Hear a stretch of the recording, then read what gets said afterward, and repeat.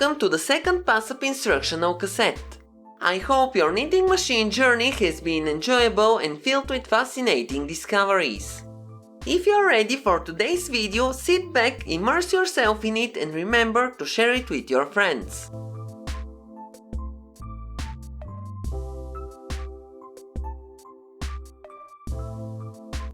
Now that your knitting machine is all set up and ready, you can start knitting your first test piece.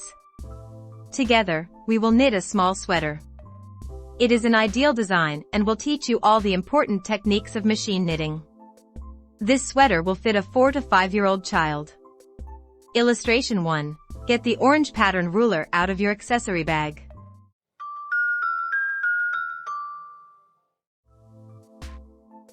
Illustration 2. Observe the needle scale on the front bed and look for needle number 47 at the right of center. With the orange pattern ruler, move every second needle up by placing the last tooth of the ruler under the needle foot of the 47th needle.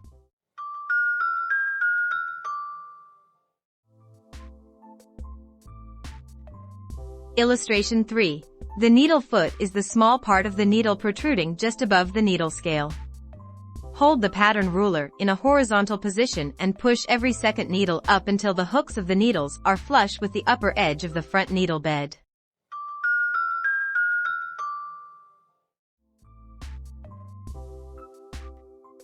If you're not too sure, check again with illustration 3. The needle feet should be approximately 1.5 centimeters or half an inch above the needle scale, and the needle hooks should be even with the upper edge of the needle bed. This is called the working position of the needles. Push another group of needles up into the working position, and the last tooth of the pattern ruler will be placed under needle number 17.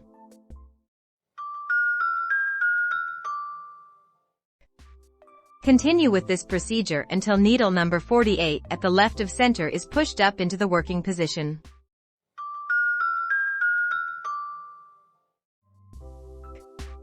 Illustration 4. Turn the racking handle in the up position so that it clicks into place.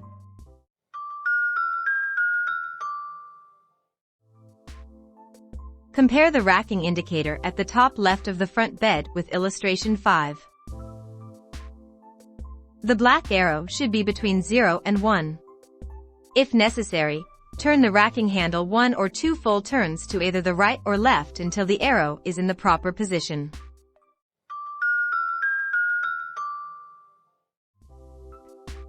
Push the same number of needles up on the back bed, always making sure that the needles of that bed are facing the gaps between the needles of the front bed. This prevents a collision of needles when knitting. Look at illustration 6 and check the needles on your knitter.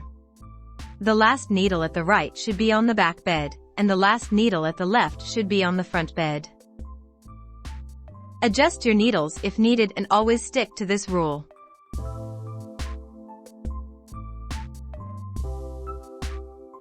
Illustration 7 shows very clearly how this needle position is presented in a diagram. A line represents a needle in the working position, and a dot stands for a non-working needle.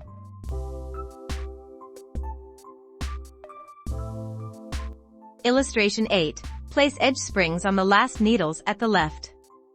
Edge springs can be moved sideways by lifting them up and moving across the needle bed. Make sure the latches of the needles are closed before placing the edge springs on them. If you have 2 edge springs on each bed, place the other edge springs on the last working needle at the right.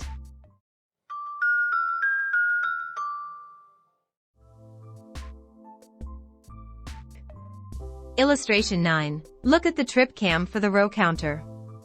Move it to the left until it touches the left edge spring.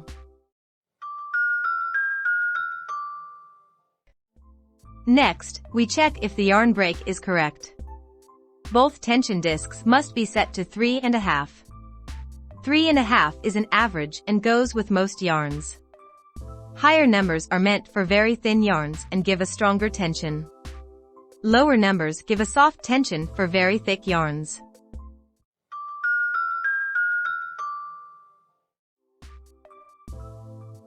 Now we want to set the lock as needed. Illustration 10. Take the orange strippers from the accessories. The strippers must be fitted into their holders. You'll find these holders at the right and left of the metal part connecting both locks. Illustration 11. From both sides, insert the strippers by pushing them towards the center of the lock until the small latch clicks into place. To remove the strippers, depress the small white button and pull them out. Illustration 12. For setting the stitch size regulator, it depends on the type of yarn used. The stitch size regulator represents the various sizes of hand knitting needles. Fine needles are used for fine yarns, and thick needles are used for thicker yarns. The same applies to your knitting machine. Illustration 12. On each lock, there is a round stitch size regulator. Turn this dial to 1.5. Adjust the stitch size regulator on the back lock in the same way, i.e., stitch size 1.5.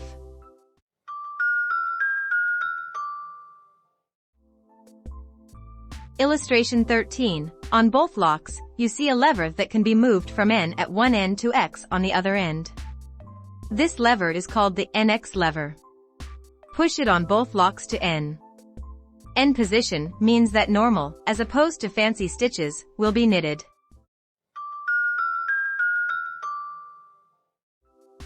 Now we want to bring the feeding eyelet with the threaded yarn into the lock.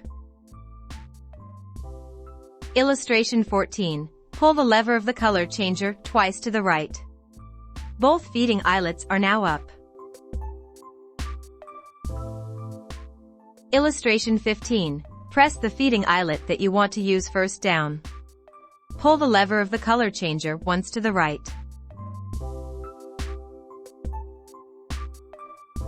Illustration 16. Press down the second feeding eyelet. Now, you can push the lock to the right far enough to release the lever of the color changer, and the required feeding yarn is automatically brought into the jaws on the lock.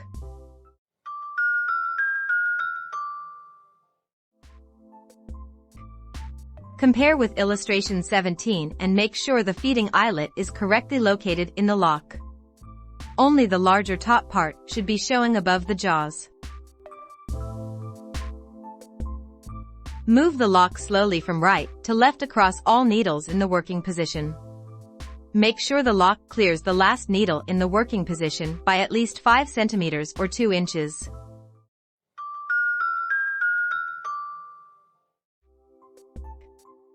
Illustration 18. The yarn should now form a zigzag going across the gap from one needle to the other. Illustration 19. Next to the stitch size regulator on each lock, there is a dial with letters.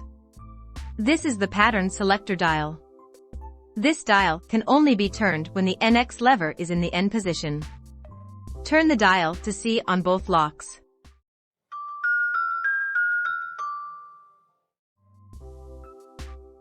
Illustration 20. Bring the NX lever into the X position on both locks. The X position activates the pattern selector dial. CX is the lock setting for tubular knitting.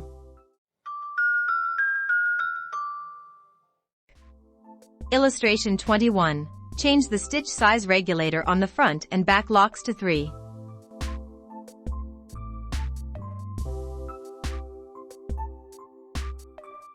Move the lock from left to right and back to left again.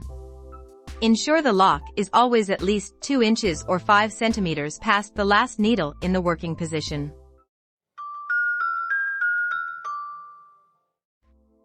Illustration 22. Put the NX lever in the N position on both locks.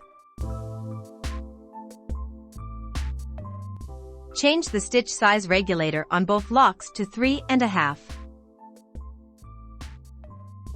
Move the lock from left to right.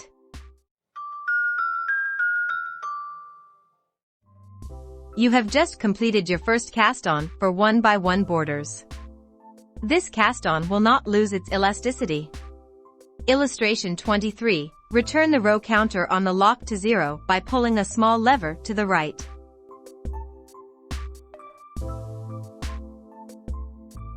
Now you may go ahead and knit. Use even and regular movements to push the lock across the needles. Move the lock 1 to 2 inches or 5 centimeters approximately beyond the edge of the knitting. Each movement of the lock across the needle equals 1 knitted row.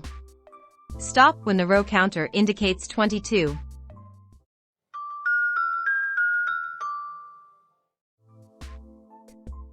Take the yarn out of the yarn clip at the right of the front bed.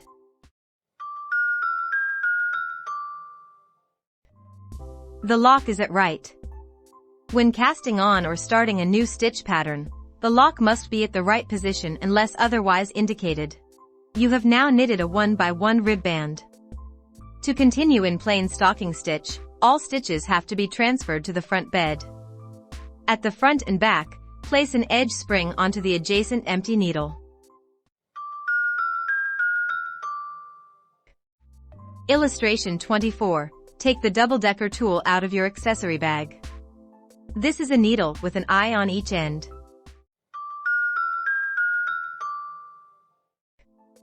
Illustration 25. Place an eyelet of the double-decker tool on the needle head, holding the first stitch at the right on the back bed.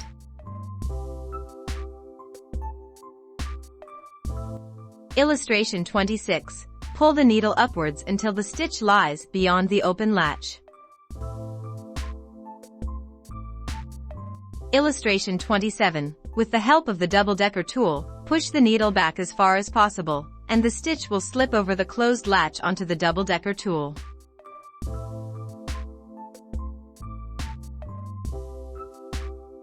Illustration 28. Lift the double-decker tool off the needle. On the front bed just opposite, there is an empty needle. Illustration 29. Insert the other eye of the double-decker tool into the head of this empty needle on the front bed by tilting the tool forward. Pull the needle upwards to the same position as the adjacent needle with a stitch on it.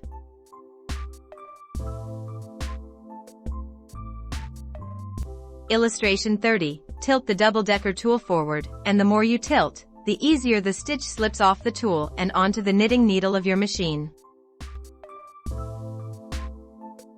Repeat this procedure with all stitches on the back bed until all stitches are transferred to the front bed. Check your work with the illustrations. Now all the stitches are hanging on the needles of the front bed, and there are none on the back bed needles. Illustration 31 shows you how this needle arrangement is illustrated on a diagram. The horizontal line symbolizes the gap between the front and back bed. The vertical lines below the horizontal line symbolize the needles in the working position. Above the horizontal line, you will see dots symbolizing needles in the non-working position. With a straight edge of the pattern ruler, push all needles of the back bed down into the non-working position. Illustration 32. Set the back lock as follows. Turn the pattern selector dial to G and push the NX lever to X. This lock setting ensures that when the back lock moves, the needles will not knit. The racking handle should be in the down position.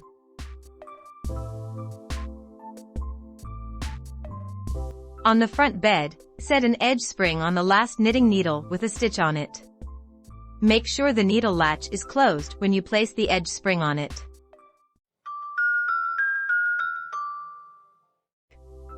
Illustration 33. Look for the black strippers in your accessories.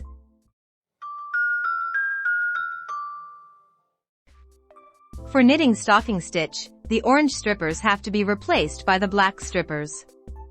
To remove the orange strippers, depress the small white button and pull them out. Then, insert the black strippers. Illustration 34. On the front lock, set the stitch size regulator to 6.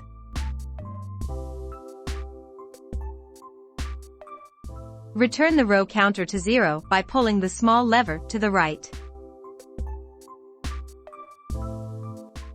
Illustration 35. knit stocking stitch until the row counter reads 76. Return the row counter to 0. Our next knitting technique will be the armhole shaping. Decreasing is always done on the side where the lock is. First, we want to decrease 4 stitches. Therefore, place an edge spring onto the adjacent empty needle. Leave it there as long as you are decreasing stitches.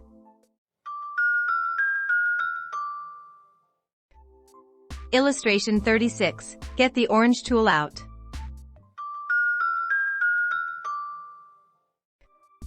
Hold it like a pencil, with the eye being the tip. Put the first stitch on the lock side on this tool. Illustration 37. To do this, proceed as for transferring stitches from the back to front bed. Place the eye of the orange tool on the needle that holds the first stitch.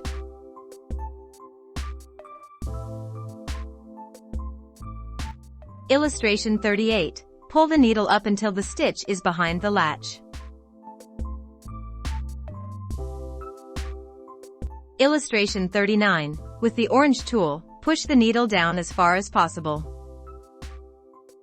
The needle latch will close, and the stitch will slip onto the orange tool. Illustration 40. Unhook the orange tool, being careful not to drop the stitch. Illustration 41. Insert the eyelet of the orange tool into the needle head of the adjacent needle at the left. Illustration 42. Place the stitch onto this needle by tilting the tool forward. It is easier if you slightly pull the knitting from below with your left hand. The orange tool is now empty. Push the empty needle at the right out of the working position. There are 2 stitches on the last needle at the right. Push the foot of this needle up so that both stitches will be behind the open latch.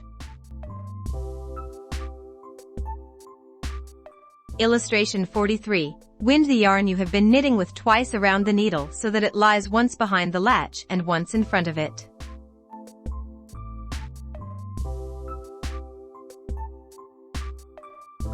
Illustration 44. Hold this needle down until the 2 stitches slide over the closed latch, creating a new stitch.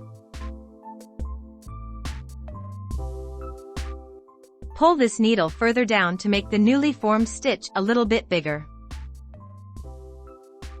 It is important to pull this stitch to obtain a loose cast-off.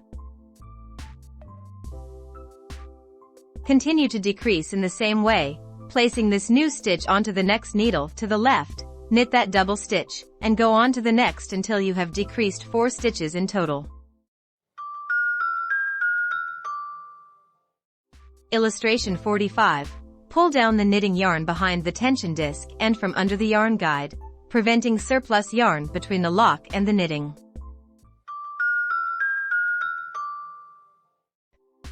Push the lock to the left and decrease 4 stitches in the same manner on the left.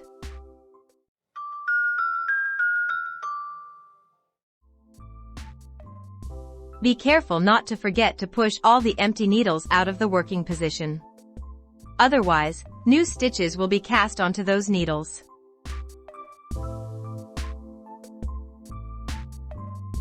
Push the lock to the right and decrease 3 stitches on the right.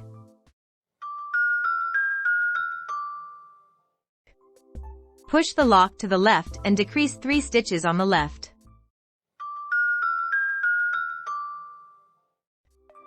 Move the lock to the right and decrease 2 stitches.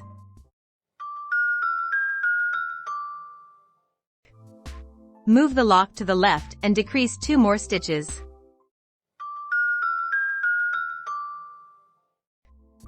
Move the lock to the right and decrease 1 stitch. Move the lock to the left and decrease 1 stitch on the left.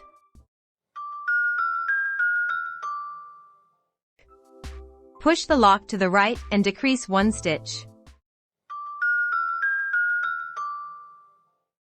Move the lock to the left and decrease 1 stitch.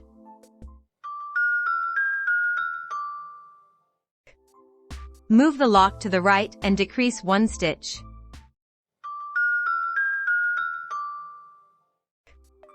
Move the lock to the left and decrease 1 more stitch. Now the armhole shaping is completed. The row counter reads 11. Replace the edge springs on the outer needles.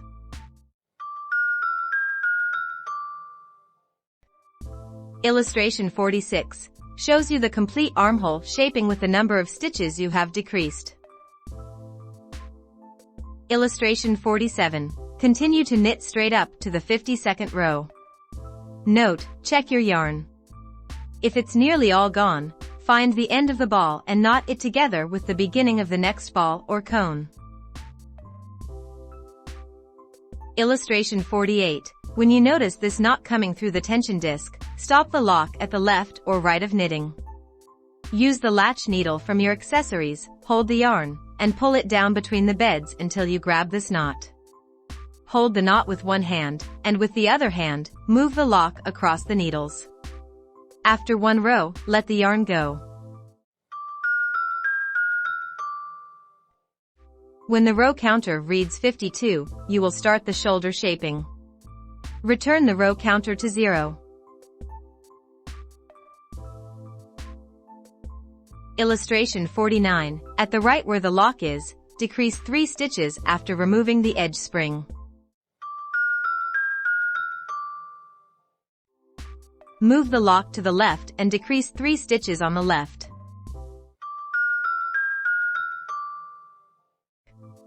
Move the lock to the right and decrease another 3 stitches.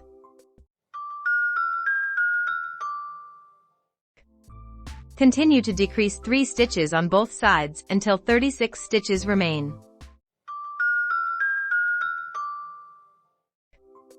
Knit 1 more row.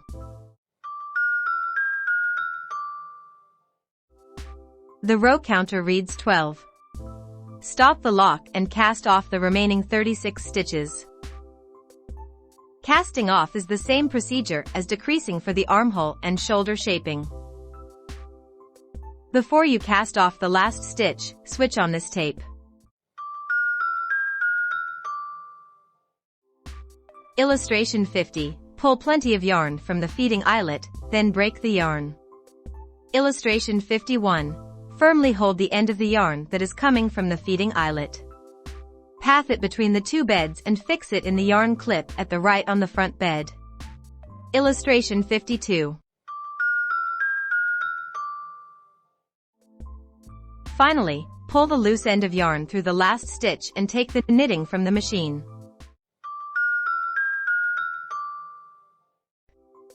Illustration 53. The back of your sweater is now completed. If you want, you can continue to the next part, which will be the front. The lock is at right now.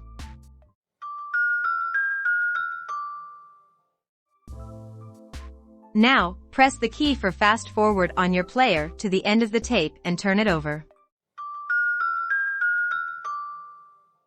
To knit the front, please have a close look at the illustration 54. This is the pattern for the front. The number 96 at the bottom indicates the number of stitches to be cast on. Use the needle scale as a guide and push 48 needles at the right and 48 needles at the left to center both back and front into the working position.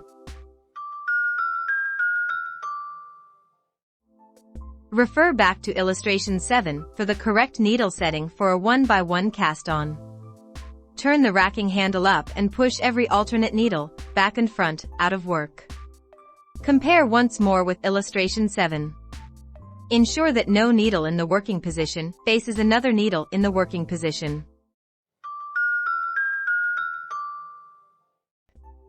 Illustration 8. Set the edge springs onto closed latch needles. Push the trip cam to the left until it touches the edge spring.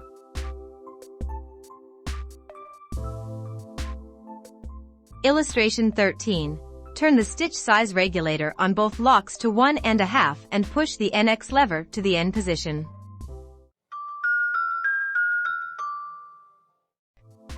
Knit 1 row.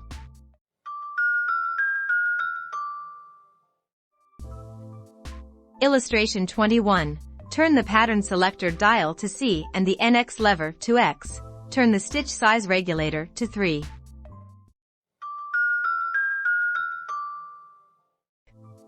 Knit 2 rows.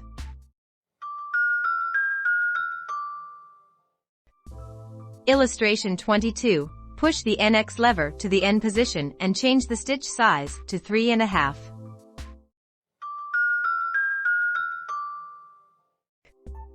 Knit 1 row.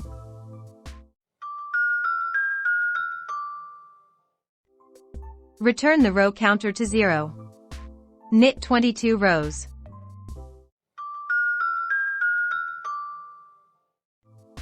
Transfer all stitches from the back bed to the front bed.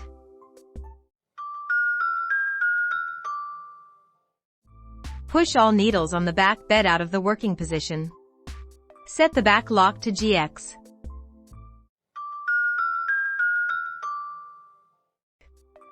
Insert black strippers.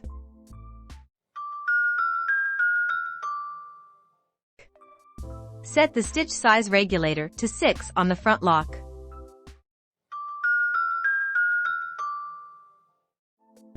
Knit the 76 rows straight in stocking stitch.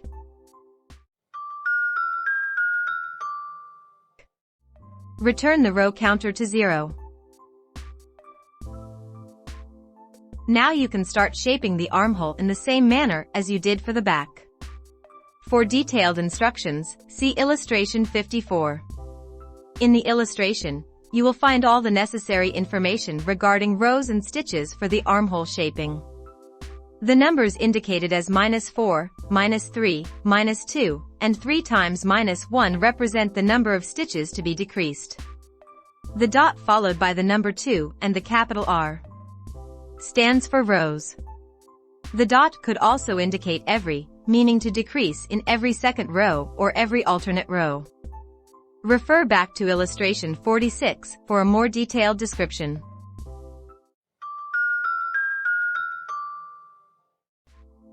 Once the armhole shaping is finished, continue to knit straight until the row counter reads 34. At this point, you will start the neck shaping. Return the row counter to 0. Take a 25 cm or 10-inch strand of wool from an identical ball of wool. The diagram on illustration 54 instructs you to cast off the center 8 stitches. Therefore, place the 4th stitch at the right of the center onto the 3rd needle at the right of the center. Illustration 57.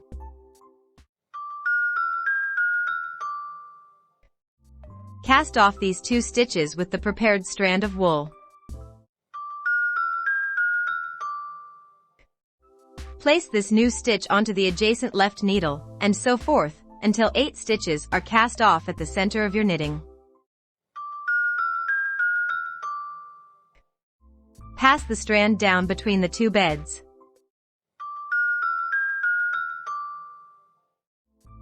Illustration 58. For every needle at the right of the cast-off 8 stitches, put the respective pushers into the working position. Illustration 59. The pushers are in the blocking rail at the lower edge of each needle bed. This blocking rail has a release knob at its left side. With your left hand, open the blocking rail of the front bed by pushing this knob to the right and holding it there. With your right hand, bring the pushers into the working position by pushing them upward. If they are difficult to move, oil them as you have oiled the needles.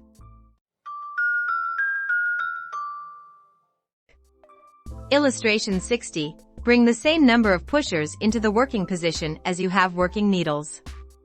Release the button, and the rail will close automatically. Illustration 61. Important. If a pusher gets caught in the upper half of the blocking rail, it will not close properly, resulting in faulty knitting later on. Move the pushers up until they touch the needle feet. In this position, The feet of the pushers are approximately 1.5 centimeters or half an inch away from the blocking rail.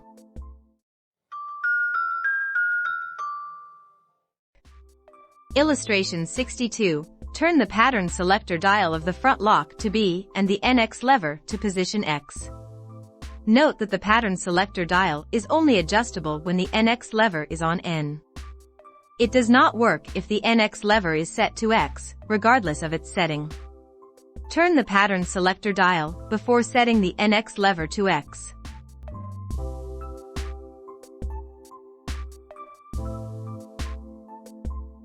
Knit one row.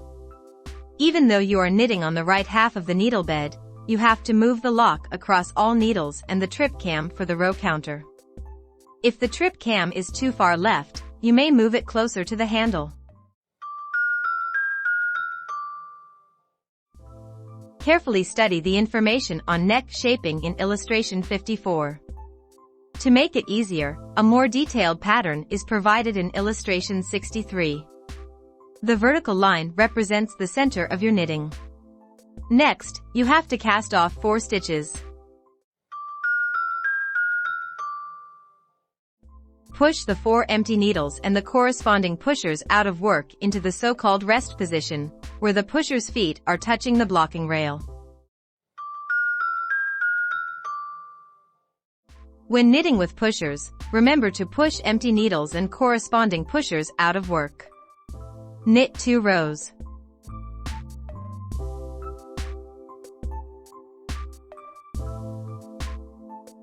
Continue to decrease according to illustration 63, marking each decrease on the pattern.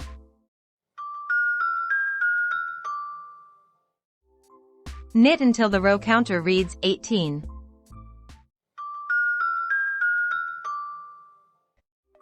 Now let's start decreasing for the shoulder shaping. According to the pattern on illustration 54, the following information applies. Decrease 3 stitches every alternate row, 6 times.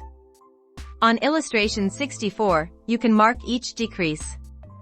Always remember to push empty needles and pushers out of work as you go along. Illustration 65. The first half is completed. Hopefully, you fixed the yarn in the clip at the right of the front bed to prevent the yarn from slipping out of the feeding eyelet. If the yarn has slipped through the feeding eyelet, thread it again as shown in your instruction book. Return all pushers back into the blocking rail. Pull the knob to the right with your left hand, and with your right hand, push the pushers down.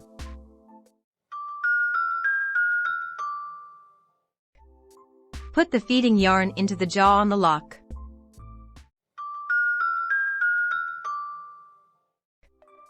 Return the row counter to 0. Set the NX lever to the N position. Knit 2 rows.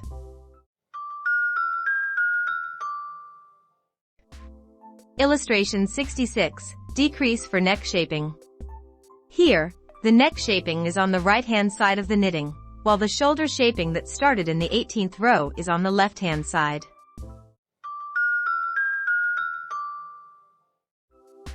After finishing the cast-off, remember to push all needles and pushers down and move the lock to the right side of the needle bed.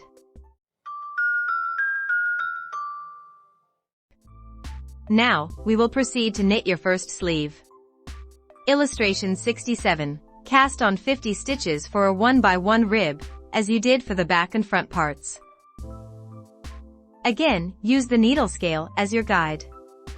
On the front and back bed, bring every alternate needle between needle 25 at the right and needle 25 at the left into the working position. You now have 25 needles in the working position on each bed.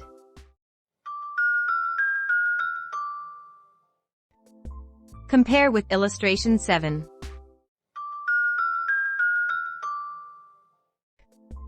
With the lock set to N, and stitch size 1.5, knit 1 row.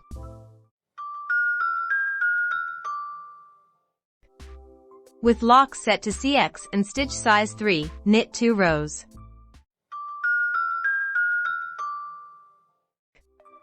Set the locks to N, and with stitch size 3.5, knit 1 row.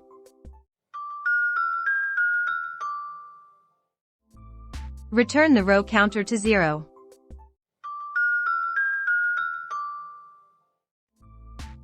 Illustration 68. Knit 20 rows in 1 by 1 rib for the ribbed cuff.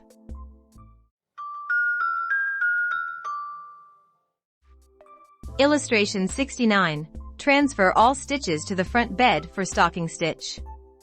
Don't forget to push the needles of the back bed out of work. At the same time, set the back lock to GX and turn the racking handle down.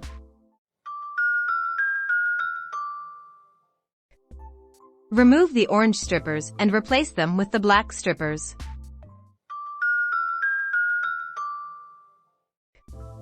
Change the stitch size to 6.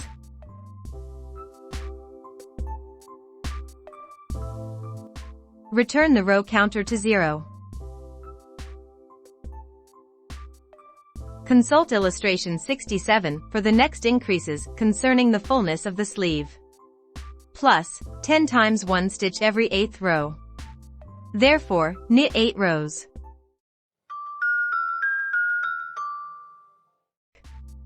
We will increase the stocking stitch knitting on the same side as the lock is. Illustration 70. Push the adjacent empty needle into the working position.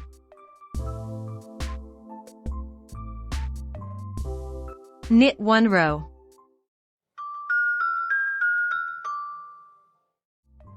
Push the adjacent empty needle at the left into the working position. By now, you have increased your knitting by 2 stitches. Continue to knit until the row counter reads 16.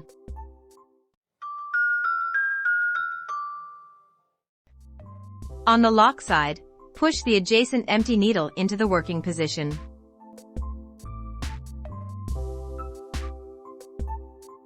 Knit 1 row and increase 1 stitch at the left by pushing the adjacent needle into the working position.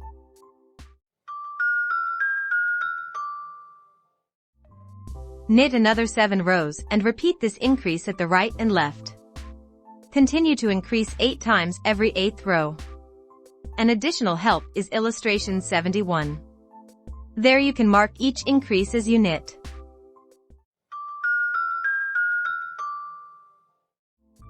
When you have finished increasing, you will have knitted 82 rows. Continue to knit until the row counter reads 96.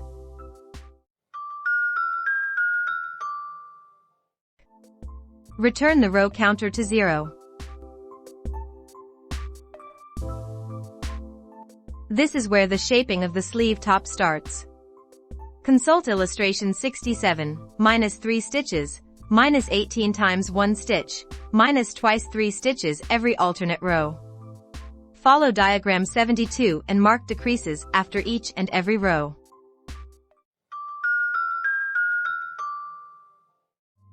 Have you finished decreasing? The row counter should read 42. There are 16 stitches left on the needles of your knitter. Cast off these remaining 16 stitches.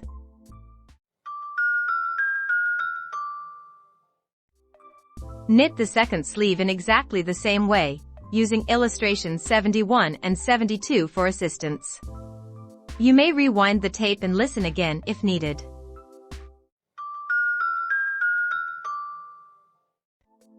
The second sleeve is finished.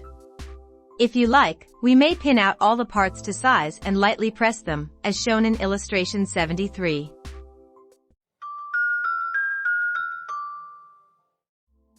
Sew up the loose strands of yarn.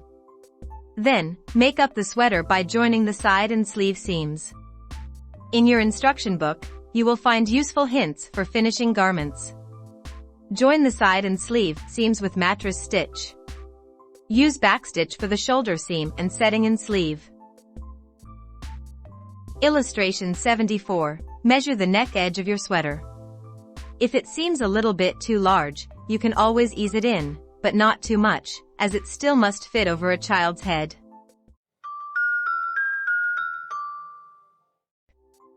Illustration 75. Stretch the 1x1 ribbed sideways and compare it with the neckband measurements. Count the stitches needed for the neckband.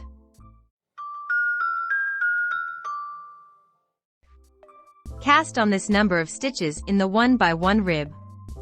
See illustration 76 for details. Do you remember? You will insert the orange strippers and set the stitch size to 3.5.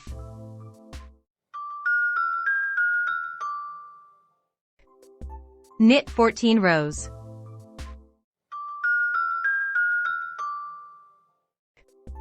Illustration 77. Transfer all stitches to the front bed for stocking stitch. Insert black strippers for stocking stitch and increase the stitch size to 6. Knit 2 more rows. Then, change to a different colored yarn. You may use any yarn you have on hand, making sure it is about the same weight. Thread this yarn through the second yarn tension and into the second feeding eyelet.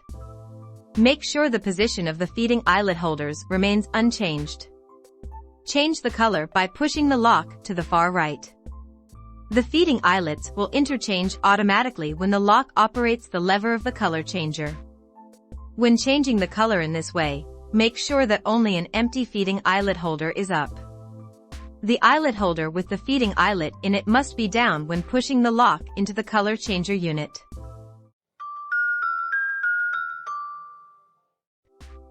Knit a few rows with this contrasting yarn.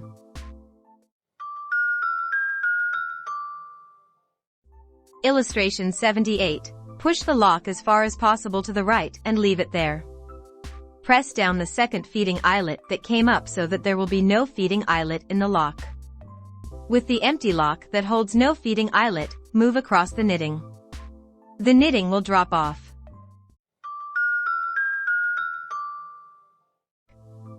Illustration 79. Press only the stocking stitch edge of the finished neckband to avoid drop stitches when you sew the neckband to the neck edge of the sweater. Don't press the 1x1 rib part of the neckband so it will keep its elasticity.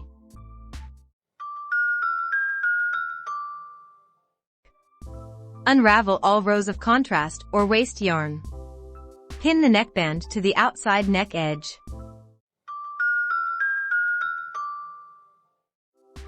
Illustration 80. Attach the neckband stitch by stitch with backstitch, unraveling the last row of stocking stitch as you go.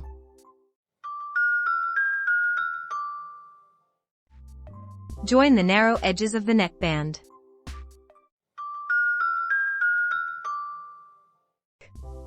The sweater is finished. It's the first creation you have achieved on your knitting machine. Pay no attention to the time it took to knit it. Gained experience and final success is all that matters. Thank you for watching. Check the description to find the links to the other audio cassettes. Have a nice day and see you next time.